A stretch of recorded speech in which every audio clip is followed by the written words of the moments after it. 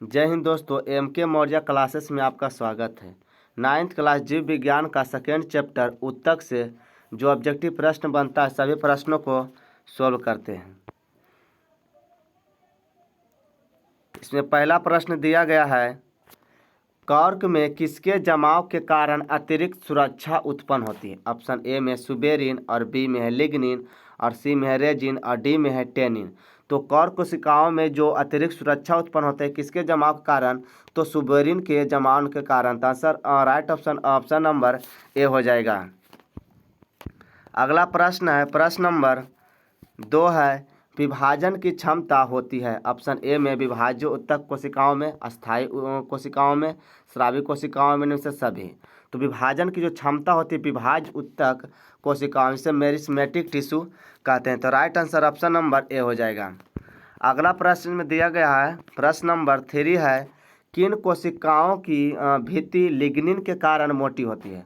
Option A में मृदु ऊतक और बी में स्थूलकोण ऊतक और सी में दृढ़ ऊतक और डी में है विभाज्य ऊतक।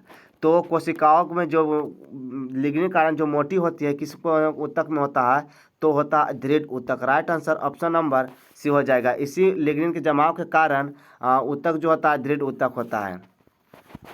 अगला प्रश्न है, प्रश्न नंबर 4 है, गैसों का विनिमय किसके द्वारा संपन्न होता है। ऑप्शन ए में क्यूटिन के द्वारा, बी में स्टोमाटा के द्वारा और सी में संवहन ऊतक के द्वारा, डी में है जटिल ऊतक के द्वारा। तो गैसों का जो विनिमय होता है तो किसके द्वारा होता है, तो पेड़ पौधे में स्टोमाटा के द्वारा। ऑप्शन नंबर 20 का राइट आंसर हो जाएगा। अगला प्रश्न है, प्रश्न नंबर 5 है, किसके द्वारा मिट्टी से जल और खनिज लवण पत्तियों तक पहुंचाता है। ऑप्शन ए में है जाइलन और बी में है फ्लोएम और सी में है जाइलम और फ्लोएम दोनों और डी में है इनमें से कोई नहीं।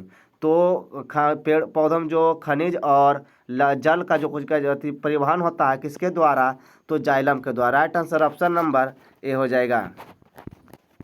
इसमें अगला प्रश्न है, प्रश्न नंबर 6 है, चालनी नलिका बनने में भाग लेता है। ऑप्शन ए में दृढ़ ऊतक और बी में स्थूलकोण ऊतक और सी में जाइलम और डी में फ्लोएम। तो इसका right answer option number C हो जाएगा, जाइलम हो जाएगा। अगला प्रश्न है, प्रश्न नंबर 7 है, पेशाब बनाने वाली नलिकाओं में पाए जाते हैं। ऑप्शन ए में घनाभ उपकला ऊतक, बी में संवेदी उपकला और सी में है स्तंभकार उपकला और डी में है कोई नहीं। तो पेशाब बनाने वाली जो नलिका में जो पाया जाता है कौन सा उपकला पाया जाता है, तो घना उपकला। Right answer option number A हो जाएगा। अगला प्रश्न है, प्रश्न नंबर 8 है, लिगामेंट का निर्माण करता है। ऑप्शन ए में फिथिलियम ऊतक, बी में पीला तंतुमय ऊतक, सी में सफ़ेद तंतुमय ऊतक, डी में से कोई नहीं। तो लिगामेंट निर्माण करने में जो होता है सहयोग तो कौन सा होता है, पीला तंतुमय ऊतक। Right answer option number B हो जाएगा। अगला प्रश्न है, प्रश्न नंबर 9 है, अरेखित पेशी है। ऑप्शन ए में अनैच्छिक, बी में ऐच्छिक और सी में दोनों और डी में से कोई नहीं। तो अरेखित पेशी जो होते हैं वैसे पेशी जो अपने इच्छा अनुसार कार्य करता है। जैसे होता है किडनी जो होता है क्या होता है कि अपने इच्छा अनुसार करता है, दिल भी क्या होता है जो अपने इच्छा अनुसार करता है, उसे अरेखिक पेशी कहते हैं। तो इसमें क्या हो जाएगा, अनैच्छिक पेशी। Right answer option number A हो जाएगा। अगला प्रश्न है, प्रश्न नंबर 10 है, मांसपेशी तथा अस्थियों को जोड़ती है। ऑप्शन ए में उपास्थि, बी में लिगामेंट और सी में एपिथेलियम और डी में टेंडन। तो मांसपेशी और अस्थि के जोड़ को क्या कहते हैं, तो टेंडन कहते हैं। Right answer option number D हो जाएगा। अगला प्रश्न है, प्रश्न नंबर 11 है, रक्त प्लाज्मा में उपस्थित जल का प्रतिशत कितना होता है। तो रक्त प्लाज्मा में उपस्थित जो जल का प्रतिशत होता है कितना होता है, तो ऑप्शन ए में 55%, बी में 45%, सी में 90% और डी में 10%। तो रक्त प्लाज्मा जो जल का प्रतिशत होता है कितना होता है, तो 90%। Right answer option number C हो जाएगा। अगला प्रश्न है, प्रश्न नंबर 12 है, रक्त में थक्का बनने में मदद करता है। ऑप्शन ए में है लाल रुधिर कणिकाएँ और बी में श्वेत रुधिर कणिकाएँ और सी में है तंत्रिका तंत्र और डी में है थ्रोम्बोसाइट। तो रक्त को थक्का बनने में जो मदद करता है क्या करता है, तो thrombocyte. Right answer option number D हो जाएगा। अगला प्रश्न है, प्रश्न नंबर 13 है, रक्त प्लाज्मा से फाइब्रिनोजन के निष्कासन के बाद क्या बनता है? तो जब रक्त प्लाज्मा से फाइब्रिनोजन निकाल लेता है तो क्या बचता है? तो इसमें बचता है सीरम बचता है। Right answer option number B हो जाएगा। अगला प्रश्न है प्रश्न नंबर 14 है, पौधों में फ्लोएम का कार्य है। ऑप्शन ए में है जल का चालन, और बी में आहार का चालन, और सी में है आधार प्रदान करना, और डी में है प्रकाश संश्लेषण। तो पौधों में जो फ्लोएम का कार्य होता है आहार का परिवहन। Right answer option number B हो जाएगा।